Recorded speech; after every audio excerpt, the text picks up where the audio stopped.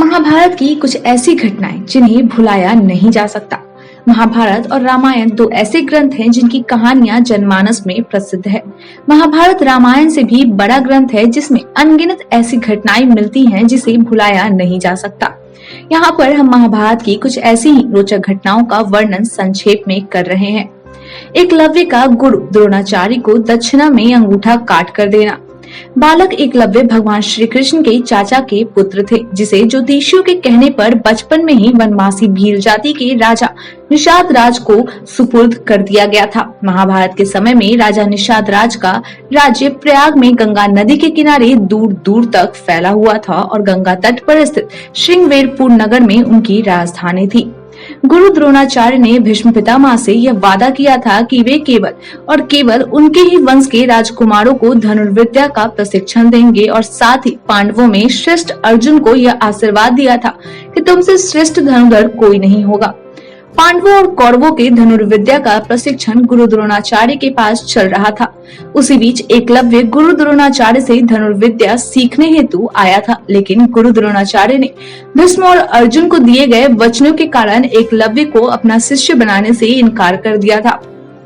तब एकलव्य ने जंगल में जाकर गुरु द्रोणाचार्य की मूर्ति बनाकर मूर्ति पर श्रद्धा रखकर उसे ही गुरु मानकर मूर्ति के सामने ही अकेले खुद ही धनुर्विद्या का अभ्यास करने लगा और उससे एकलव्य को सफलता भी मिली। लेकिन जब गुरु द्रोणाचार्य को यह पता चला कि एकलव्य सब कुछ सीख गया है और धनुर्विद्या में अर्जुन से भी ज्यादा पारंगत हो गया है, तो उन्होंने एकलव्य से गुरु दक्षिणा में अंगूठा ही मांग लिया। और एकलव्य भी ऐसा था जिसने तुरंत अपना अंगूठा काटकर गुरु को दे दिया। लेकिन जिस अर्जुन को श्रेष्ठ धनुर्धर बनाने के लिए द्रोणाचार्य ने एकलव्य का अंगूठा कटवा दिया था, कालांतर में महाभारत के युद्ध में गुरु द्रोणाचार्य को उसी अर्जुन के विरुद्ध में खड़े होकर युद्ध करना पड़ा था। इतना ही नहीं, अर्जुन के पुत्र अभिमन्यु की हत्या के जिम्मेवार भी द्रोणाचार्य ही थे और उसी अर्जुन के साले ने द्रोणाचार्य की हत्या भी की थी। गुरु दक्षिणा में अपना अंगूठा काटकर गुरु द्रोणाचार्य को देने के कारण ही एकलव्य का नाम इतिहास में अमर हो गया। इंद्रप्रस्थ में द्रौपदी का दुर्योधन पर व्यंग्य करना। पांडवों ने अपने निवास के लिए इंद्रप्रस्थ नामक एक नगर का निर्माण करवाया था, जहां पर मायावी महल था जो मायावी मयासुर नामक असुर ने बनाया था। इस महल के अंदर एक विशेष बात यह थी कि यहाँ जहाँ पर पानी नजर आता था वहाँ पर फर्श होता था और जहाँ पर फर्श नजर आता था वहाँ पर पानी होता था। इस महल के बारे में सुनकर दुर्योधन को भी महल को देखने की इच्छा हुई। दुर्योधन जब उस महल में आया तो एक स्थान पर जहाँ पर पानी का ताल था उसको फर्श समझकर ब्रह्मवंश वहाँ पर पैर रख दिया और वह पानी की ताल में गिर गया।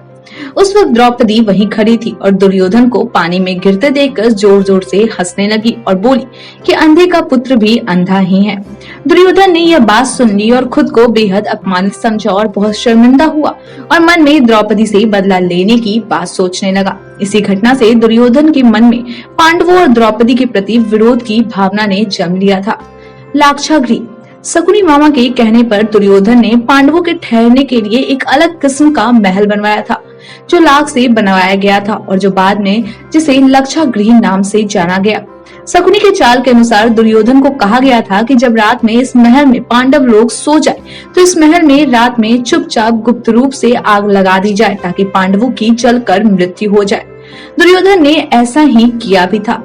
उसने महल में आग लगा दी थी, लेकिन पांडवों को अपने गुप्तचरों से दुर्योधन और शकुनी की योजनाओं के बारे में पता चल गया था और वे लोग रात में ही एक गुप्त सुरंग के रास्ते से उस महल से बाहर निकलकर भाग गए थे, जिससे उनके प्राणों की रक्षा हो सकी थी और वे सुरक्षित बच निकले थे। लाख से बने महल के ध्वंसावशेष आज भी बरनावा नामक जगह में पाए गए हैं और यह बरनावा या बारनावत नामक स्थान मेरठ में आज भी स्थित है। वह गुप्त सुरंग भी आज है जो हिंडन नदी के किनारे पर खुलती है। हनुमान जी की पूंछ को भीम नहीं उठा सके थे। एक बार की बात है कि माता कुंती के कहने पर एक बार बलवान भीम जंगल में कमल का पुष्प खोजने गए। जब भीम जंगल में जा रहे थे तो रास्ते में एक जगह एक बंदर लेटा हुआ था, जिस कारण भीम आगे नहीं बढ़ पा रहे थे। भीम ने उसे कहा कि ए बंदर, तू अपनी यह पूंछ हटा ताकि मैं आगे निकल सकूं। भीम के ऐसा कहने पर वानर ने कहा कि तुम खुद ही मेरी पूंछ हटाकर आगे बढ़ जाओ। भीम ने उस बंदर की पूंछ को रास्ते से हटाने का भरपूर प्रयास किया, लेकिन उनके लाख कोशिश करने पर भी पूंछ अपनी जगह से टस से मस नहीं हुआ। तो भीम समझ गए कि यह कोई सामान्य बंदर नहीं है और भीम ने उस बंदर से क्षमा याचना की। तब भीम को पता चला कि वे हनुमान जी है और फिर हनुमान जी ने भीम को महाभारत के युद्ध में विजयी होने का वरदान दिया था। जरासंध का वध।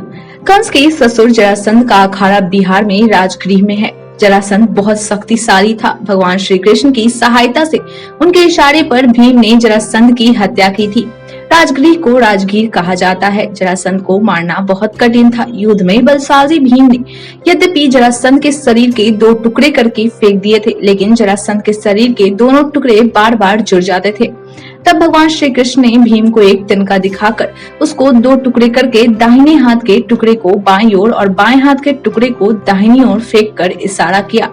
तब भीम ने संकेत के रहस्य को समझ लिया और जब अगली बार भीम ने जरासंध के शरीर के 2 टुकड़े में फाड़ दिया तो दोनों टुकड़ों के एक दूसरे के उल्टे दिशा में फेंक दिया और ऐसा करने से जरासंध की मृत्यु हो गई। द्रौपदी का चीरहरण। महाभारत में जुआ खेलते वक्त युधिष्ठिर ने द्रौपदी को दांव पर लगा दिया था और दुर्योधन के तरफ से शकुनी मामा ने द्रौपदी को जीत लिया था। उस वक्त दुर्योधन का भाई दुशासन द्रौपदी को बाल पकड़कर घसीटते हुए धक्के मारते हुए सभा में ला रहा था और वहां पर द्रौपदी का अपमान हो रहा था। उस सभा में अनेक दिग्गज लोग जैसे भीष्म पितामह, द्रोणाचार्य और विदुर जैसे लोग भी बैठे हुए थे, लेकिन किसी ने भी द्रौपदी को बचाने का कोई प्रयास नहीं किया और सिर झुकाकर चुपचाप बैठे रहे। इस मौन का उन सभी को बाद में प्रकृति ने दंड भी दिया। सभी के मौन का लाभ उठाकर दुर्योधन के कहने पर दुशासन ने बड़ी सभा में सभी के सामने ही द्रौपदी की साड़ी खोलना शुरू कर दिया। सभी पांडव भी चुपचाप बैठे रह गए और द्रौपदी की लाज नहीं बचा सके। तब द्रौपदी ने अपनी आंखें बंद करके भगवान श्री कृष्ण को सहायता के लिए पुकारा। उस वक्त श्री कृष्ण सभा में उपस्थित नहीं थे। द्रौपदी की करुण पुकार पर श्री कृष्ण ने द्रौपदी पर अपनी कृपा की। द्रौपदी की साड़ी लगातार लंबी होती चली गई और दुशासन साड़ी खींचते खींचते गिरकर बेहोश हो गया और सभी को यह बात समझ में आ गया कि द्रौपदी की लाश स्वयं भगवान ने बचाई है। आज के लिए इतना ही। धन्यवाद।